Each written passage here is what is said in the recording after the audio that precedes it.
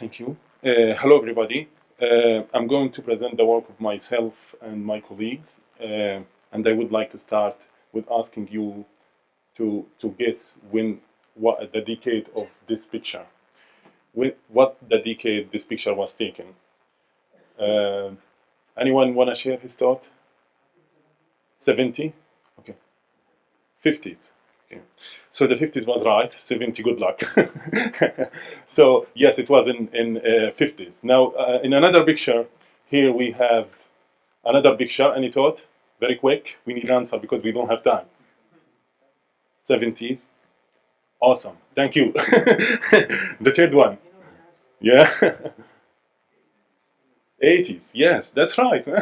I owe you both some a gift or something. Thank you very much. So as we can see here, there is different cues that can be used for estimating when the image was captured. In our work, the goal of our work is to develop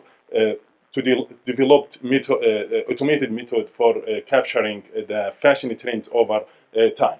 In this paper, for a given image, we propose a method of using a human appearance for estimating when the image was captured, as well as we also explore the relation between a human appearance and time. So to support our work, oh, sorry, I'm not in the presentation mode.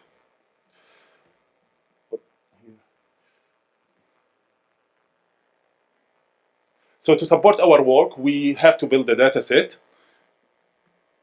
We have to build a data set, and the source of our data set is a collection of yearbooks, school yearbooks. We collected around 300 different school yearbooks. In a total, they have around 60,000 images over the years of 1912 and 2014. This is a three sample of the pages that we have. In the yearbooks, you might have some pages that doesn't have any images, but most probably you will have a lot of people, staff, and teachers that work in the school.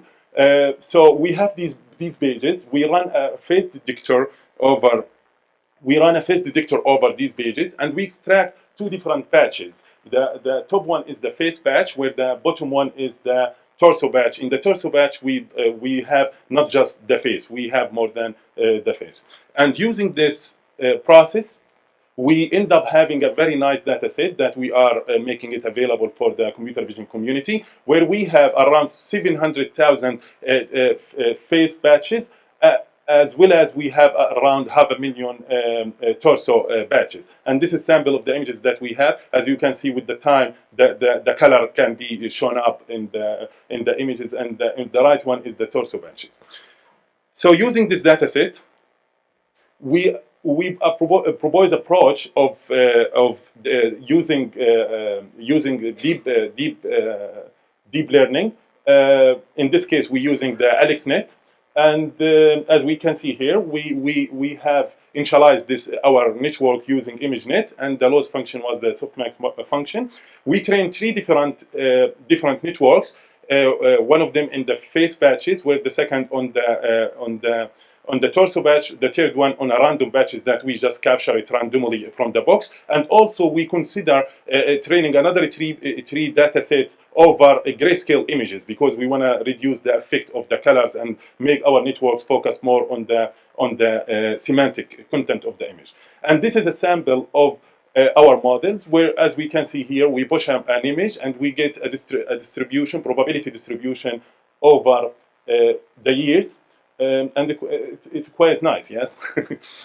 So then we have done some quantitative evaluation for our methods. This is accuracy, where the red line represents the accuracy of the network that has been trained on the random batches, and as we can see, it is still working. But when we add the faces, and this is the important part, when we add face batches, or when we train on the face batch, we get better results, and as well as if we train on torso batches, we get more better result than the previous methods. As we can see, the random line up and down, so three of them is working better than the random chances.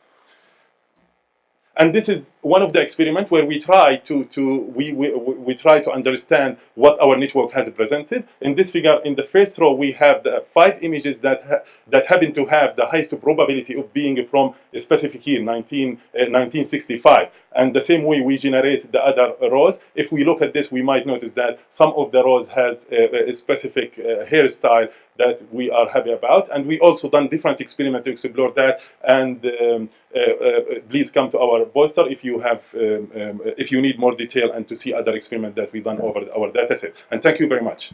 Thank you.